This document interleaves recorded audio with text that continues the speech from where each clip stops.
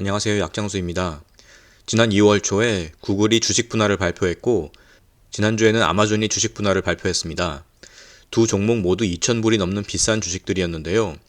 주식 분할 발표 후에 두 종목 모두 큰 폭으로 상승했습니다.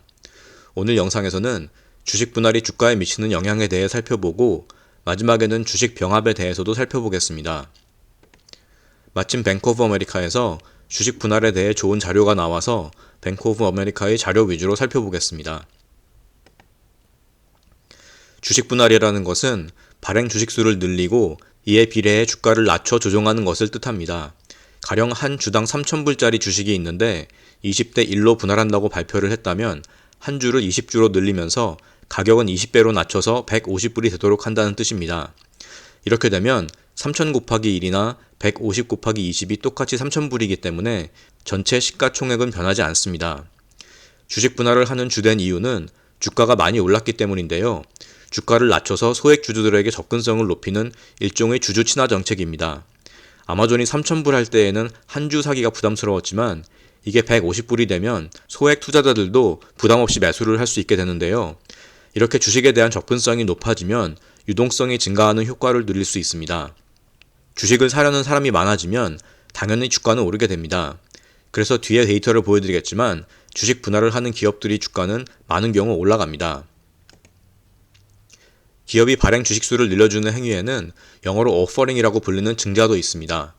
오퍼링은 무상증자와 유상증자를 모두 포함하는데요.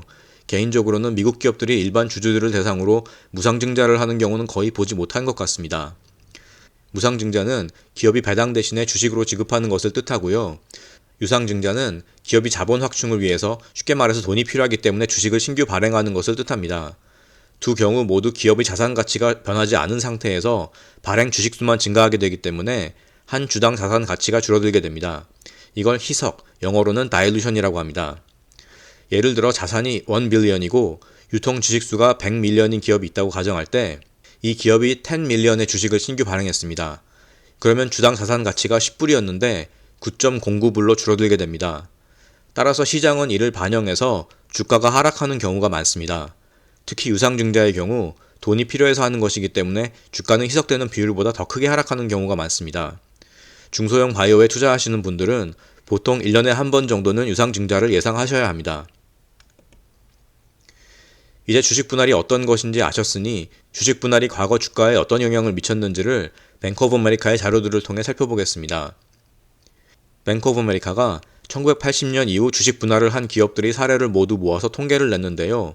그림의 하늘색 바에서 보시듯 주식 분할을 공지한 기업들은 평균적으로 공지 3개월 후 7.8%, 6개월 후 13.9%, 12개월 후 25.4%의 주가 상승이 있었습니다.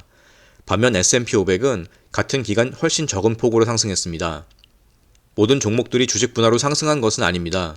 뱅크 오브 아메리카에 따르면 약 30% 정도는 주식 분할 발표 12개월 후에 주가가 하락했는데 평균 22% 하락했다고 합니다. 좀 전에 말씀드린 대로 주식 분할이 주가에 긍정적인 영향을 미친다는 것을 아실 수 있습니다.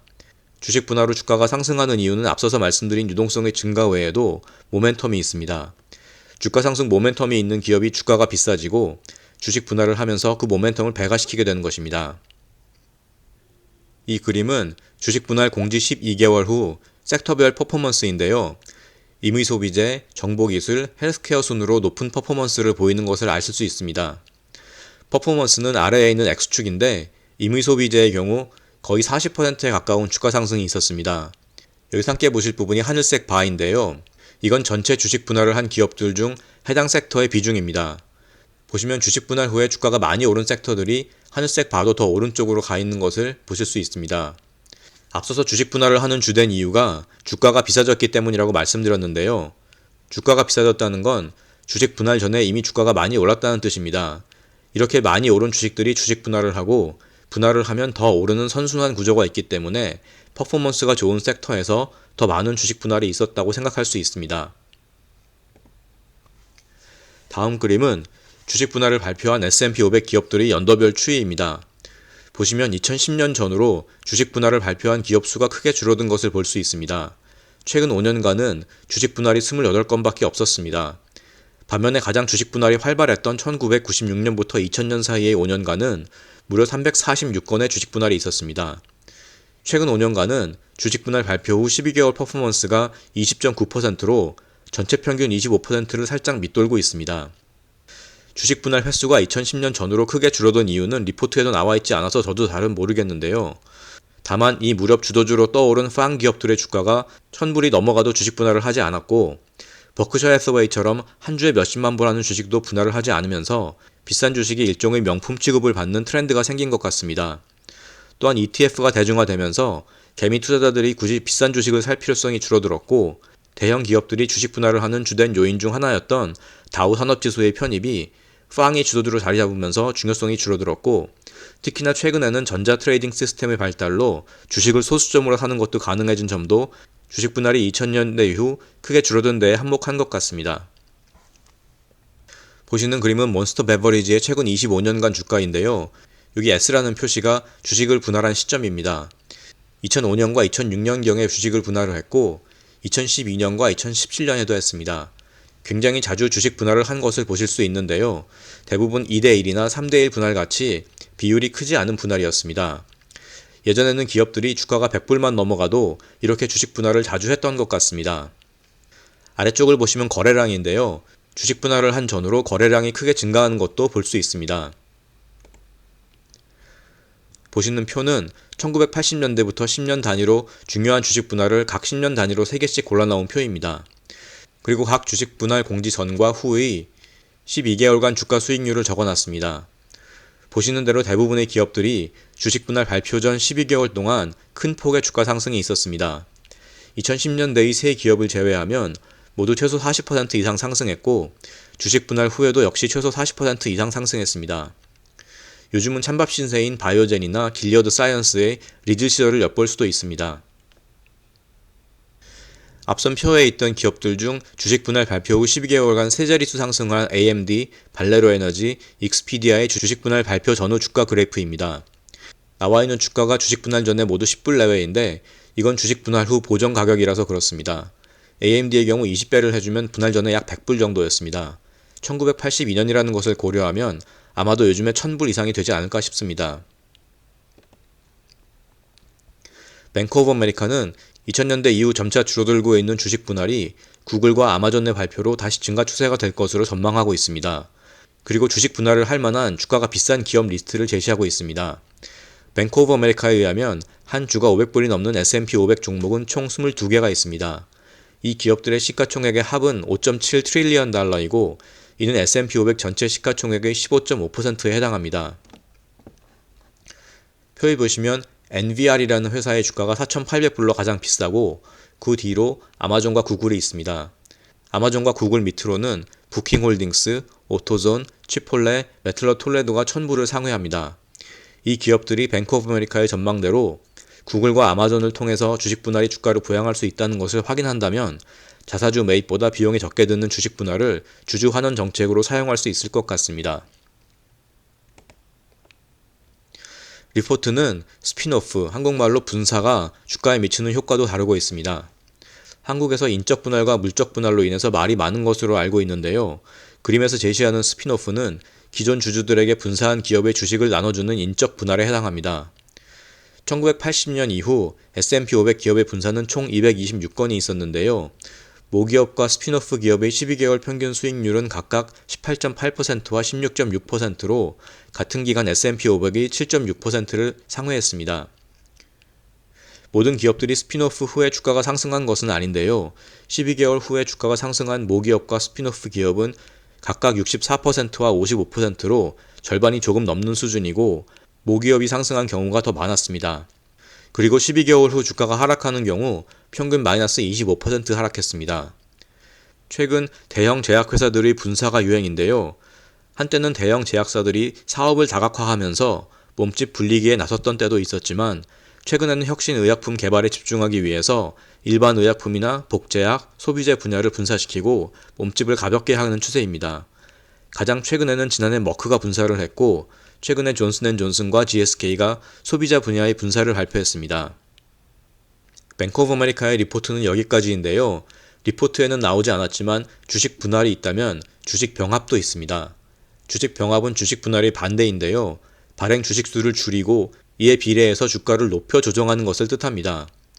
예를 들어 주가가 50센트인 기업이 1대 20 주식 병합을 발표했다면 그 의미는 50센트 주식 20개를 묶어서 10불짜리 한 주로 만든다는 뜻입니다. 주식 분할과 마찬가지로 기업의 시가총액은 변하지 않습니다. 하지만 주식 분할과 반대로 주가에 부정적인 영향을 미치는데요. 주식 병합은 주로 상장 유지 요건을 충족하지 못할 정도로 주가가 크게 하락한 페니스탁 기업들이 주로 상장 유지 요건을 충족시키기 위해서나 아니면 기업 이미지를 개선하기 위해서 하는 경우가 많습니다. 바이오 주식을 많이 보신 분들이라면 임상시험에 실패해서 주가가 폭락한 기업들이 결국에는 주식 병합을 하는 경우를 많이 보셨을 것 같습니다. 미국 주식시장에는 상장 유지를 위해서 주가가 일정 금액 이상을 유지해야 하고 시가총액도 일정 규모 이상을 유지해야 한다는 조건이 있습니다. 주가가 폭락하면 이 조건을 충족하기 못하게 되는 기업들이 보통 주식 병합을 많이 합니다. 20대 1 병합같이 주식수가 한꺼번에 크게 줄어든 경우 유동성에 문제가 발생하기 때문에 주식 병합을 한 후에 증자를 하는 경우가 많습니다. 그리고 주식 병합을 할 정도로 주가가 망가진 기업들은 자금난에 시달리는 경우도 대부분이라서 증자는 주식수를 늘려주고 자금을 조달할 수 있도록 해줍니다. 하지만 대신에 주식이 크게 희석돼서 기존 주주들에게 좋지 않습니다. 미국의 상위 500개 기업을 모아놓은 S&P 500에 속한 기업들의 경우 2012년 이후 주식 병합을 한 경우는 총 5건밖에 없었습니다. 이처럼 주식 병합은 소형 기업들에게서는 빈번하게 일어나지만 대형 기업들에게는 매우 드문데요. 최근에 대형 기업들 중에 주식 병합을 한 케이스가 있었습니다. 한때 미국에서 가장 시가총액이 높았던 기업인 GE가 지난해 주가가 10불을 밑돌게 되자 1대 8 주식 병합을 발표한 건데요.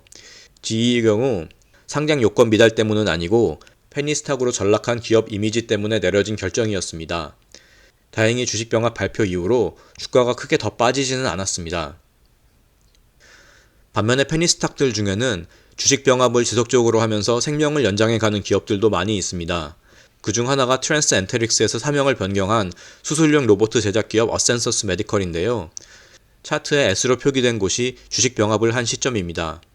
어센서스 메디컬은 차트에는 다 나오지 않지만 1994년부터 총 5차례의 주식 병합을 했습니다. 그 결과 지금 주가는 약 50, 60센트에 불과한데도 불구하고 25년 전의 주가는 10만 불로 조정되어 있는 것을 볼 수 있습니다. 그리고 앞서 말씀드린 대로 주식 병합 뒤에는 증자가 뒤따랐습니다.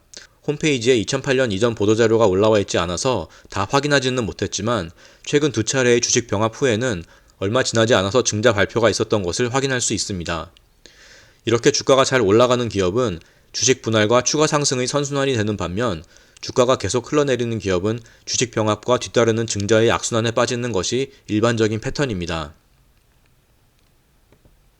오늘은 구글과 아마존의 주식 분할 발표를 계기로 주식 분할, 증자, 분사, 주식 병합에 대해 알아봤고 각각의 주가에 미치는 영향에 대해 살펴봤습니다.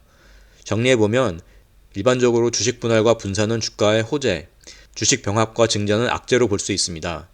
다만 일반적으로 그렇다는 것이고 케이스 바이 케이스로 다른 경우들도 많기 때문에 주의해야 합니다. 예를 들면 최근에 벌텍스 파마가 유상증자를 위한 서류를 SEC에 제출했습니다.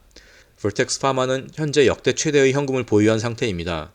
하지만 파이프라인 문제로 후기 파이프라인 확충을 위한 인수합병이나 라이센싱 요구를 지속적으로 받아왔는데요. 최근 증자를 위한 서류 제출은 벌텍스가 조만간 칼을 뽑을 것이라는 시그널로 받아들여져서 호재로 인식되고 있습니다. 또한 텐덤 다이아베틱스 케어처럼 주가가 크게 하락해서 주식 병합을 한 후에 100배가 넘게 상승한 경우도 있습니다. 이런 경우는 주식 병합 자체가 호재였다고 볼 수는 없고 드물게 주식 병합을 할 정도로 주가가 망가지고도 성공한 케이스라고 할 수 있겠습니다. 오늘은 여기까지입니다. 도움이 되셨으면 좋아요와 구독 부탁드립니다. 감사합니다.